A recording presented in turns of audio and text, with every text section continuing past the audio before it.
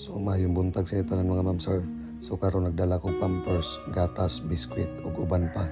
So karon mga ma'am sir, nianhi ko sa akong lola. Kaya actually mga ma'am sir, every month yung kumanhi sa akong lola no. Kaya para akong hatdan ug mga need niya. So kana ma'am sir, ug inyo nakikita ang nasa duyan, mao na ang akong amahan. Sa katunang utana ma'am sir, nung anong wala na si papa sa among kiliran. Actually ma'am sir, dugay-dugay na gyud sila nagbuwag sa akong mama ug papa. Halos mudagan na og 7 years. Ug sa katunang utana sa kuha ma'am sir, ug naminyo na ba daw akong papa og lain? Siyempre ma'am sir, oo, naminyo na akong papa og lain. Nanay siya lain nga pamilya.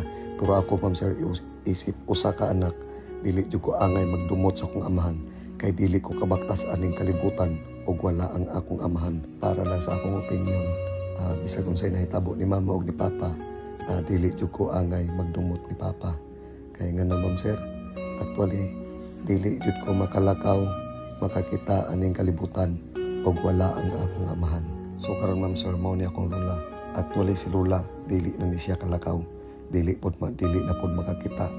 So please lang jud kayo no sa kahitasan nga ako na una nangandoy pa nga tagaan ko og grasya sa Ginoo, dili jud ako pasagdan ang akong apuhan. Kaya actually ma'am sir, usa pod ni sila nga naghatag sa akong kinabuhi aning kalibutan.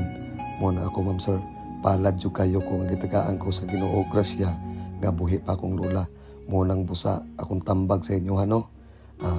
Panggaon yun nato ang atong apuhan mintras buhi pa sila. Salamat, bebe ini. Pasal nila ako kuam una. Rawai pagpaling bos. Bebe ini.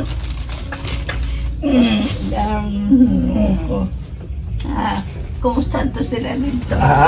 Nene, si. Okay ra. O na kay pampers. Nanay mo pampers. Napa kay pampers bilit? Napa? Oh. Tulo. O kani pang isa ni kabuan nimo ha kay para sunod buwan mo balik na pug ko. Dai imong gatas diri law. Ha? Ipatimpla lang ni mong papa. Kani. Oh, gatas na. Kani kang kuan ni. Salamat. Wala pa imong mga biskwit oh.